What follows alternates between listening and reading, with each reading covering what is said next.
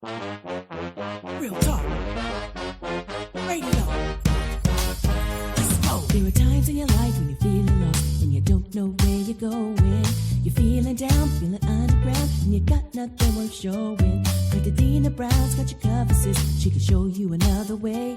Tune in weekly to your radio, and she'll have it feeling like there's a ship. Hey, yeah. Oh, no, no. The breakthrough is almost here. No. Talk to Dr. Dina. Inside. Dr. Dina. Advice. Dr. Dina. Your life, she knows what she's doing. Dr. Dina. Inside. Dr. Dina. Advice. Dr. Dina. Your life, transform your life.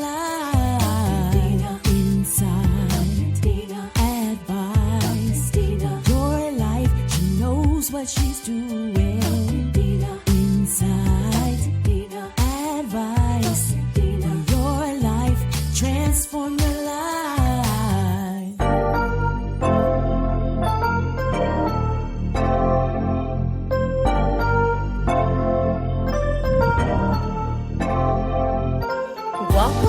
Welcome to Walking Through Glass, the podcast.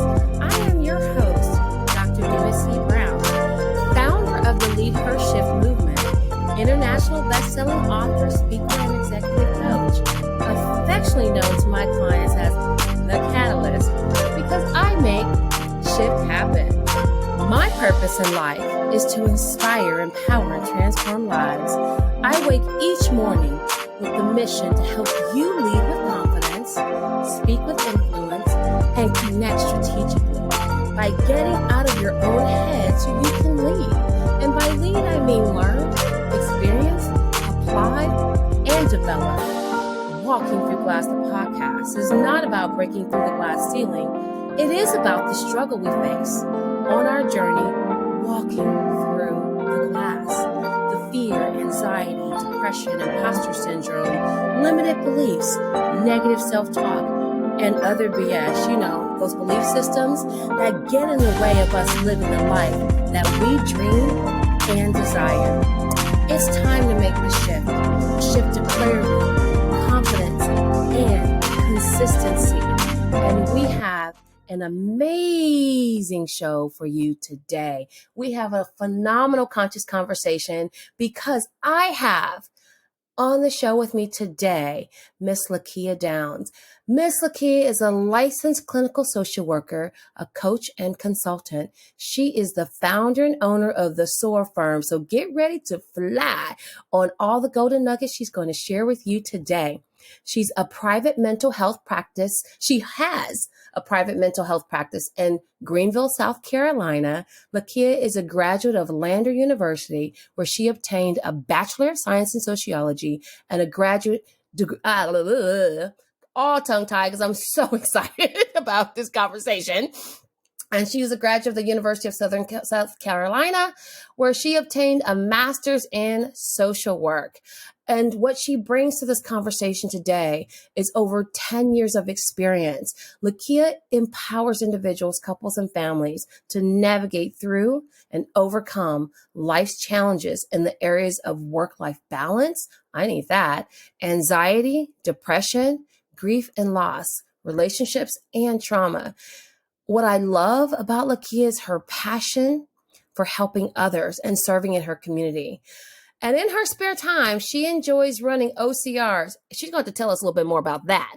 Traveling and trying new restaurants. So I can imagine, what kind of food stories that she has. But without further ado, I'm introducing Lakia Downs to you. Hi, Lakia. Hi, Dr. Dina.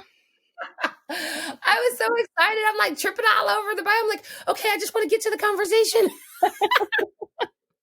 I'm very excited. Very excited to be here. Welcome. And I, as I was sitting there thinking like, wow, there's such a host. And the fact that what you bring to the conversation today is also the science of it, the practice, the research of it, but also the realness of what it's like to walk through glass. And by walking through glass, I decided maybe a few shows ago, because it just seemed like to be a great question, is that before I tell people what it means to me, now, if you've been listening before, okay, you already know my take on it, and hopefully you're a subscriber. But I want to hear what the guests have to say about when they hear and think of the idea of walking through glass. What does that look like, and what does that mean to you in your right now?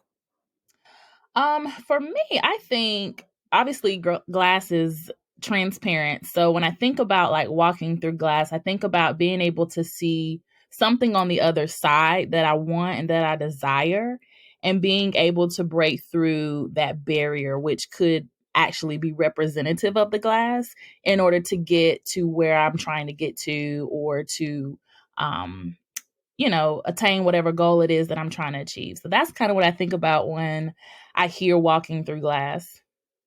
Ooh, I like that. Like I said, I have been loving all the versions of it, seriously, because when it downloaded to me, and it was the divine download, and when I tell y'all it was a divine download, I was driving on the way to a project I was working on, and I was just kind of praying and meditating. I do that a lot when I'm driving. And it just kept perplexing me that many of the women that I was working with, and that I do work with, who are high performance women who have high visibility jobs, and they're COOs, CFOs. And yet when we'd have these conversations, I was often talking to the broken little girl. Mm-hmm. So they're what I call like this badass, and they're handling the job. But I said, oh, so they broke through the glass ceiling. They're in male dominated fields. The glass is all shattered. And it literally was this divine like kind of thing. It was like, but who's helping them walk through the glass? Mm-hmm. And I was like, oh, wow. Like it was just like that. Because everyone's like, got to break through the glass ceilings. I'm at this breakfast, this leadership women's group, and everyone's saying breaking through the glass ceiling, breaking through the glass ceiling. And they're talking about how to do that. But it was for me like, well, then who's going to help you walk through the glass though? And then God said, you are. Mm-hmm.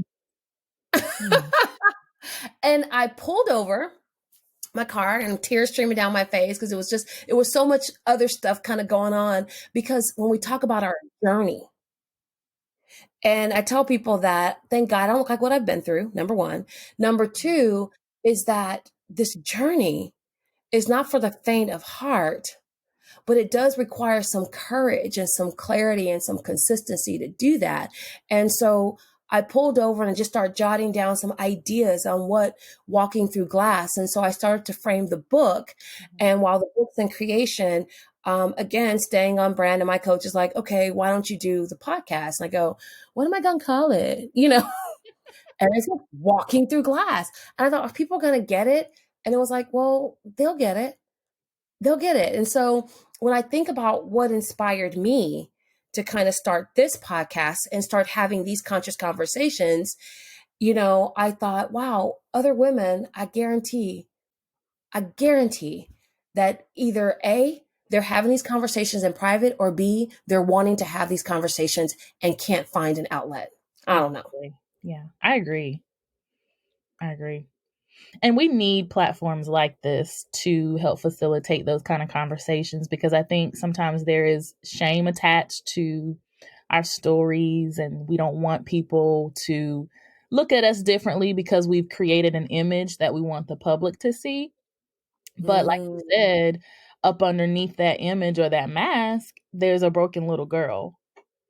And if we're not careful, at some point, that mask is going to fall off, in most cases unexpectedly, and everybody is going to see what's really up underneath that. So we spend a lot of energy and time trying to keep the mask on, when in reality we're still not dealing with what's up underneath it. Yeah, I found it so freeing when I began to live my truth, not just know my truth, but to live my truth. I don't know if that makes, sense to anyone, but when I started to see who I was. And when I had to make, again, we really learn a lot about ourselves when we have transitions or even trauma. And I was like, oh, okay, this is who I am. I'm trying to figure this out. And so once I got clear about that and really confident about that, I was inconsistent because I wasn't living it. Mm-hmm. And so that was one of the pieces that I said, okay, so what are you going to do about it? And how do you do that? And I know that you work with all, I mean, just looking at, I mean, like I said, you can kind of tap in, pull in, example in from so many frameworks. But what do you, Yes.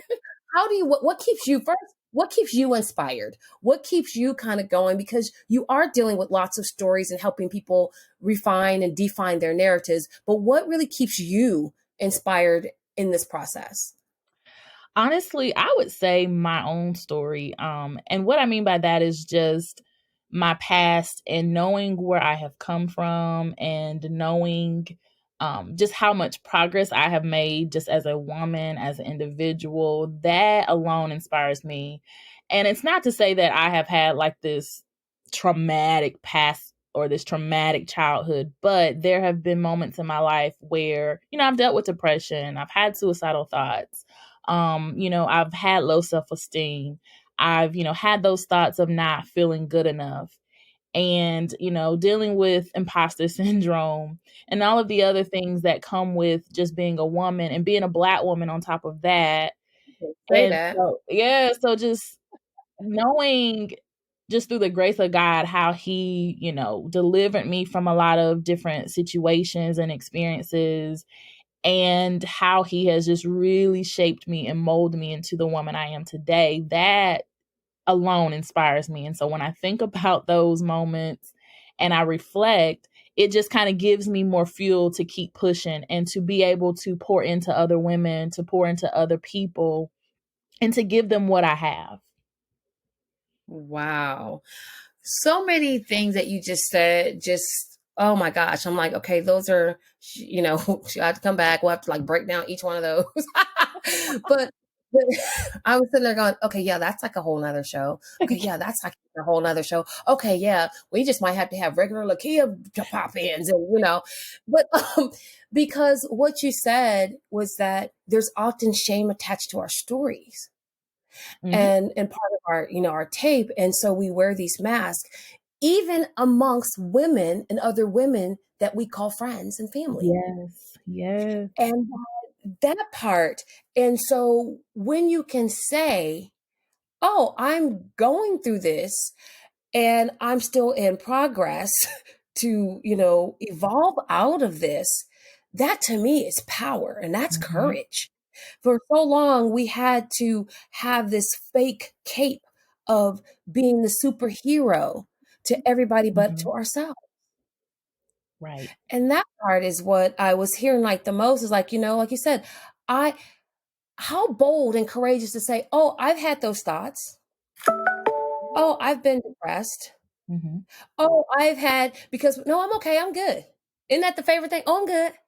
Oh yeah, we love to say that. Love to That say is that. like the automatic Love to say response. that. I'm good. What does good look like to you? So again, the little agitator, and we're like, okay, so what does good look like? Yeah, exactly. Can you show me what good looks like? Because you was just crying and you was in there drinking 2 bottles of wine to just get through the night. So what does good look like to you? Because I'm no shade, no judgment, but help me understand good. Because this ain't it. Because this ain't it. Because unless these are tears of joy, because we all about to celebrate something. And so what I had to do though, because I'm a very private person, not so much, and I had to though, but I had to do some inner work to see what part of this is guilt and shame because of decisions that I made. Mm-hmm. And the fact that I wasn't forgiving myself. What part of it was that? And other part of that, oh, I didn't think that it really would matter or help people. Like, okay. Mm-hmm. Oh, you want to know that? And I used to always say when people would ask me like personal questions, and I would get offended if I don't know you, because I would, This is sarcasm in me, y'all. And those y'all been listening, they would say like hi, and then they would ask me something that had no relation to like our right now. And I would say, well, what part of hi gave you an invitation into my personal business?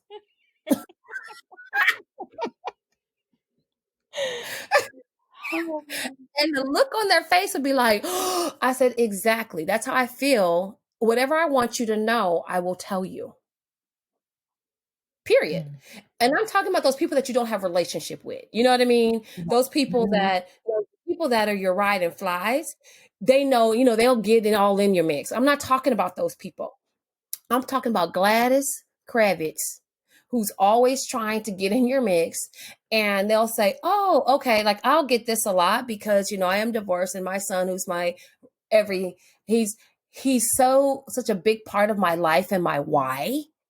But he's not the totality of me. He's just the great part of me. Okay. And so I would be out somewhere and I'm talking to people and, they might get an Xavier story. And I had this like random woman who's like, okay, so does he still see his dad? What part of that is your business? And I always said, how is that going to help you advance the kingdom of God? Exactly. And they like, are you just being nosy? So, and I got that from somebody who said they start asking people, and how does that knowledge help you advance the kingdom? That's a good one. I'm going to have to start using that. It's so good. But can I tell you what's the best part of that? Is seeing their faces when you say that. And then, and in the beginning, I'm honest, I did it because I know that I'm pretty lethal, like with words, and I can shake people with my words. And I said, okay, God, I don't want to shake them with my words. I do want to inform and I do want to educate them about how to communicate and how to connect with people. And there's power in that verbiage. So what do I do? And I didn't realize the impact of my story on the people that are connected to me. Because they had a persona that everything that my life has always been so great and my life has been so perfect because, again, for 16 years, I lived overseas. I lived internationally. I traveled internationally. I did take amazing vacations. I was always doing things. When they saw me, it was in the summer and I was usually shopping. It was all of that. So they had a persona. And you have this job, you're doing these different things. And even to be honest with you, even now, people still have that. I'm probably the silliest, goofiest nerd, fabulous nerd but people always think that they put me on this pedestal without even really knowing my truth or me. And so what I had to do was to help them see me so that they can have the breakthrough that they need. I don't need you to revere me, honey. I don't need that at all. What I need you to do is understand you so then when we're together, we can create a synergy to create something better and that we augment each other. And so I don't need you to be me, want to be me or whatever. I need you to be the best version of you so I can bring the best version of me and we can create something greater. And so I had to start sharing my story and they were like, oh, that happened to you? Yeah. How do you think I got so fabulous? I've been through some things. And I feel like we can't be honest with other people and we can't show up authentically in life until we are honest with ourselves. Tweet that, y'all. Tweet it. And just embracing our truth, embracing our story.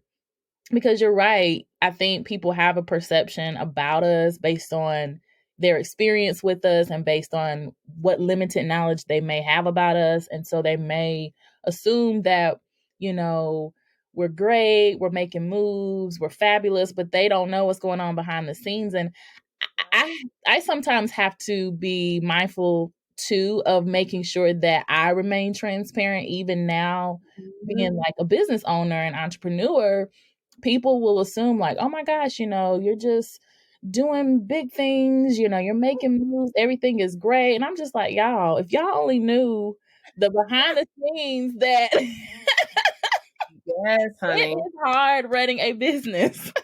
It is not for the faint of heart. It is. And that's the part too, is that running a business, and I applaud you for, even like you said, you're stepping out there and you're being transparent. I don't believe that everybody needs to know all your business. So I will go that disclaimer out.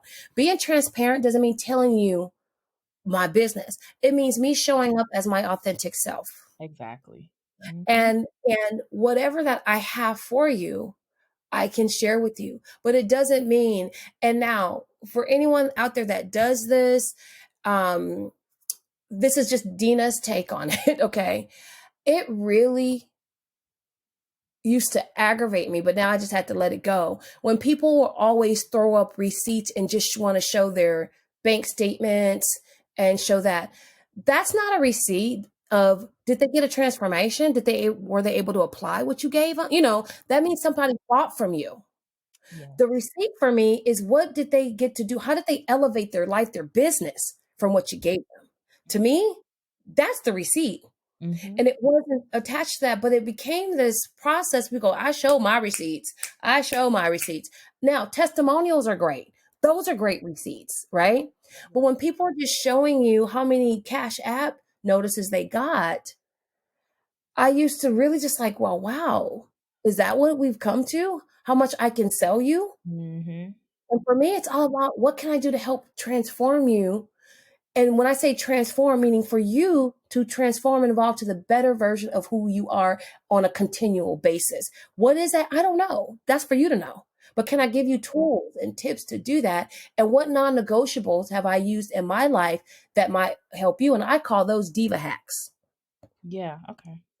And to do that, but I saw this whole run on social media where people were doing that to try to prove that they were a great business owner, or prove that and I thought, does that, okay. I didn't get it. You know what I mean? Yeah.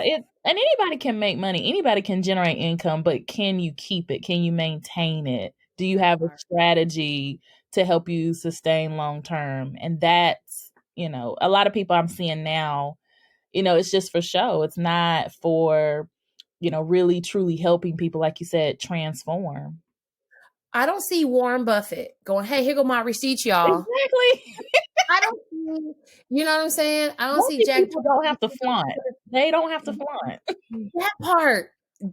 And I guess that's the other piece. And I tell people a lot of times, they go, I didn't know you were doing that. 90% of what I'm doing and working on is not on social media. Mm-hmm. I know social media is a tool. So social media algorithms listening. Okay. Yes, it's a tool. I love having a relationship with you, but it is not my sole relationship with what I do. Yes. And I had to, I had a client who, prior to her, coming on board, she's like, oh, I want you to do this. And by no means, it is definitely worth the investment if people choose to work with me. She wanted to do an intensive with me. Mm-hmm. And, in transparency, I have no problem telling people what an intensive costs to do with me. So she was willing to invest, if she wants a half day, $5,000 to spend X amount of time going through her business, pre-auditing, all this other kinds of stuff like that. And a day of really working through putting systems in place, et cetera, hands-on stuff. And so she was like, oh, okay. And I remember she called me before we signed the final deal. Now she came to me. And so she was telling me that, again, when we talk about that imposter, she was battling, okay, I've got a little anxiety, blah, blah. I know that it's worth it. I've kind of seen, what you do. So-and-so told me X, I've seen these things, but can you convince me? And I said, I'm not in the convincing business. Mm-hmm. I said, I'm not, and I'm not getting ready to. I said, again, you come to me. Here's what I can do. Here's my guarantees. Mm-hmm. Now, I can give you a guarantee. Because if you don't get what you expected, I'll give you all your money back. No problems. I said, because I know me. I bet on me. And that took a growth space for me. Yes. To ask for what what I know. I mean, I'm priceless, but to ask what was fair for the exchange of what we were doing, and to stand in that when someone's challenging me. Yeah. And I told her, she goes, well, I went on your social media and you don't do a lot of followers. I said, but did I not give you a comprehensive social media strategy? I said, so here's what I'm going to tell you is that my ideal client, they don't rely on social media to make their millions and their billions. And they're Exactly. actually Yeah. private people. And so those are my ideal clients. So me sharing what I do with them and what I've built for them is part of the NDA. I said, Mm-hmm. so I like working with people where we have to have an NDA. And we have one anyway with most people. But I'm saying it is not about that. I said, so how I show up, even on social media, is important to the people that I'm called to serve. Mm-hmm. And she goes, oh, okay. And I said, and actually, for what I'm doing with you, I usually only work on a referral basis. Mm. I'm not going to have all these questions about my business. About you trying to question my work and my worth. Right. Well, actually, she goes, I know, I've seen, because, we had different interactions, but she was just like, I just need you. Can we talk about that anxiety, that fear, that's like, oh my gosh. And Mm-hmm. so she's like, okay, I had to work. She was like, I had to work through my nerves. Yeah. And I was like, yeah, that's real. And I said, and I'll honor that. Because she said, well, can you just talk me through the process? I said, here's what I can do. I said, but I want you to be very clear. I don't want you to make a decision and send one single payment until you're very clear about the outcome, because you cannot bring that energy into our work. Right. Mm-hmm. So that transparency piece comes from that clarity of knowing, like you said, who I am, where I'm at in my business. Now, at a time when I was pivoting, I was thinking that the old me, again, I told y'all, I've evolved, would have been like, I told her I can sell ice to an Eskimo. I said, but I'm not trying to use my superpowers and later on you have regrets. Exactly. So I need you to work it through and come to me. And she's been, oh my God, the work we've done is amazing. The things that she's doing is amazing. The launch and the messages, the private, you know what I mean? She's done a Mm-hmm. testimonial. She's, you know what I mean? That was key. That's a receipt for me, is how she's been able to move her business, generate additional streams, Mm-hmm. clarify some processes and some promo. And it was like, she's like, oh my God, Yes. And so I told her that, it's not easy. I said, and I don't want to pitch myself as such and such, even as an entrepreneur, because people's like, why'd you do entrepreneurship? Entrepreneurship happened to me, honey. I didn't go into it. Mm-hmm. Yeah, it definitely wasn't on my radar initially either. Girl, I like So the government checks that come on regular. I was just like, I can, because it was even a struggle launching out on my own initially, because, you get used to those consistent paychecks. Yes. The only thing you have to worry about is submitting your time. You don't have to worry about any other responsibilities. But I'm just grateful to God that He had already developed certain skills within me that I could apply to, my now. And I think a lot of times we get so frustrated about the things that we go through. Obviously, in the moment, it may not feel good. We may, be wondering, like, why do I have to do these things? What does this matter? But everything, I believe, is always, building us for what's next. And so had I not gone through the things that I went through working in retail, that helped me build some tough skin, because moving into, my career and being in management, and then of course transitioning into entrepreneurship, a lot of those skills that I learned have been beneficial even for me now. What would you say is the skill that has served you the best? Oh, patience. Because working in retail, you're face to face with people. So you can't say what you want to say most cases. You can't look the way you want to look. So people are coming, especially if they're coming with issues or challenges, and having to learn to be patient with them and not take things personally. Because when I first launched my private practice, one of the things that initially would bother me sometimes was if I would see a client for the first time and let's say they didn't come back, I would take that personally. But I had to realize that it's not about me. Number one, I'm not a therapist for all people. So there are just going to be some clients that we're just not going to gel well together, and I have to be okay with that. Number two, people have to be ready for change. They have to be honest with themselves about being ready to do the work. So I let clients know up front, and I give them the disclaimer that this is hard work, but I'm going to be here for you to support you through it. And so, they'll come in, they'll make some progress, and then, they'll come in another session later and they're like, man, I relapsed, or man, this happened. And I have to honor where they are. I don't judge them. I don't criticize them, but I realize and honor where they are, because we all have things that we're trying to unlearn about our lives. We all have thought patterns and different ways that we've always shown up in life that we are having to unlearn as adults. And that's just hard work. That is so good. I mean, like, y'all, that's a whole nother show. Dang, we done made like 8 shows. But what you said was so powerful, is that, and of all of that, not only the tool, is that what you do and who you are and who you're called to serve is not everybody. That's just right. those that connect and respond to the sound of your voice. That's right. And your calling. And that if we're just in it to sell and go and all those different types of things, unless we're talking about like toilet paper and paper towels, we're not for everybody.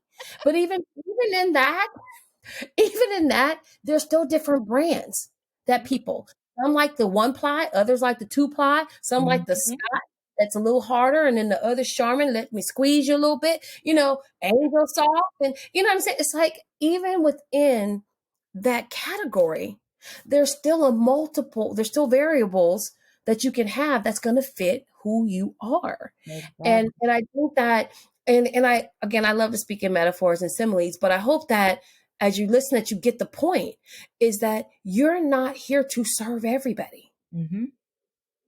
Yeah. You're here to serve somebody. And that somebody are the ones. So people, I tell them, they're not your client unless they pay you. That's true. People go, that's my client. Did they pay you? That's true. And I'm not talking about men, because you might have a mentor relationship. And I would say that in the broader scale, and you could do exchange and bartering. When I mean paying, is there an exchange? That's there. And I had to have that talk with me, because all of this Black girl magnetism and magic, I used to just give away. I came from a government job where I couldn't take money for what I was doing. Okay. Literally, no, ethically, you sign a paper, you cannot take money or gifts for what I was doing. And so when we talk about what's on our tape, what we've been saying to ourselves, how we've, all of that stuff, that is all part and partial to how we engage and interact with people. And so we have to honor that and become aware and become conscious of what our triggers are, why we're doing certain things, why we're stuck, why we have maybe high anxiety, why even that certain people may repel us. Because they may subconsciously be reminding us of an experience that wasn't pleasant. But when you become aware of who you are, and for me, whose I am too, it began to change the game for me. And so that's why when I think about what is it like to walk through the glass and how do I go on this journey, it's literally one day at a time, one situation at a time, because God had to sit me down and teach me and remind me to be present. Yes. Oh my gosh, yes. Because a lot of times we're so focused on what's next that we miss what's now. And we'll live our lives, it's like kind of how people grow old and they're just like, man, what did I do with my life? Like, I don't want to be that person that sits back and wonders like, okay, what did I really do with my life? Because I was so focused on the next thing. And I feel like society has a lot to do with that, because there's pressure to perform, pressure to always be coming out with something new or doing something different. And it's like, if you don't learn how to be present and to get into his presence, nothing else matters, because the present is all we have right now. That's all we have is this moment. We don't have anything else. The past is what it is. The future is to come, but all we have is this moment. And so how do we take advantage of it? And as recent events will show you, whether Mhm. it's Kobe Bryant's death, the COVID-19 crises, and just all of this stuff that's happening globally, if that don't teach you how to celebrate the now, Okay. like, Listen. yeah, here's the thing. I keep telling people that doesn't mean you have to forget about the future. You still have big dreams and bold ideas, and that you can still aspire, and manifest and mentally visualize those things. It's not a complete dream shutdown. You see, all it is saying that, okay, I know where I'm going and growing. I know what I want. I'm just not committed to the how I'm going to get there, because I'm going to take each moment that leads me to that. And I was working with another client the other day, and I think we went round and round about that. I said, because she'd go back to, but I said, you're not hearing. You're asking me this question, and you're going from one end of the spectrum to the other, and not understanding that there's a gray. Mm-hmm. And you're going to have to get comfortable in gray. And gray is that meditative state. You can't dictate. And if you are trying to script every action, then you can do that. But guess what? You cannot script the reaction or the Nope. consequence. Nope.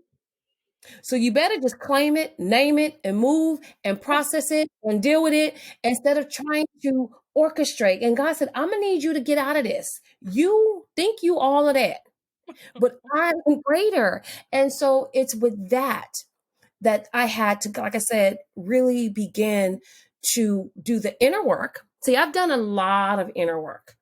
And what people see now is an evolution that's in constant, okay, Mm-hmm. progress, because I've been through some things. So people are like, how do you know that? I've been through some stuff. Let me say that again for people in the back. And so in going through that, I had to have some tough conversations, some tough conversations. And I know that we kind of have to wrap up. Of course, we went over time. I was like, I might have to just restructure. I think I've gone over time each time. And that, but it's so good. It's so good information. And for those that are listening, but I want to make sure that you have like this final thought. Especially with your expertise and leaving people with, what's the one thing that they can do like right now in their present moment to help them with their next? I know that's kind of like, whoo, but I know you got something. I would definitely say one thing. Okay, so one thing that people could do right now to help them with their next, believe. Ooh, I that's so think, good. yeah, just believe. I mean, I think we make believing much harder than it has to be. There's not a formula to it. There is no, Right. yeah, just believe and have the faith to see it through and trust the process. Ooh, that's good. That's succinct. That's good. That's special. Now, also, I'd be remiss. How can people, now you'll get all her contact information, and you can check down in like the notes section, but how, for the people that's listening here, what's the best way for them to connect or to follow you or to kind of see all that other magic that you're putting out there? So my website is www.thesoarfirm.com. And then I'm also on Facebook under The Soar Firm and also on Instagram under The Soar Firm. And I also just Mm-hmm. launched a YouTube page as well. So I've been posting a few videos, and my goal is definitely to post more content. But I am also on YouTube under The Soar Firm. So that's SOAR. That is so cool. That is so cool. And now, like I said, y'all got a whole something, and then some something. And we'll definitely have to have you come back and build some more like time, and maybe we'll do a special. As I've been doing additional, shows, I'm like, wow, that person, that's like a whole session, like a whole special, like Mm-hmm. a summit to really dig through some layers of some stuff. So that's been like working in my mind. And I know there's so much more we could talk about and address. And so we'll definitely have to come back to do that. And I want to thank all of you for listening to Walking Through Glass, the podcast. And here's my final thought. Know that you have the power and the authority to transform your situation. So get clear about what you really want, which will lead to you being confident about who you are called to be and allow you to stay consistent on how you are called to serve. And that's what we have with this episode of Walking Through Glass. Until you listen again, I'm signing out, and have a wonderful, wonderful, transformative day. Bye-bye. Real talk. Radio.